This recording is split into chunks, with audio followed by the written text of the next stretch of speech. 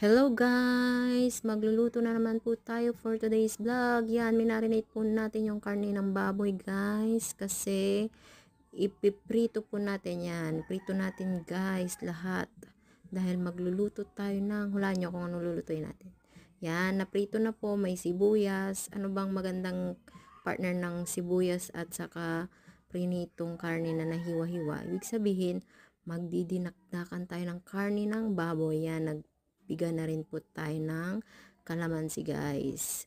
Ihahalo po natin sa nahiwa-hiwa nating karne ng baboy, na prito na yon, at saka yung sibuyas na puti, pampalasa po natin yan guys, para masarap ang ating dinakdakan karne ng baboy ngayon.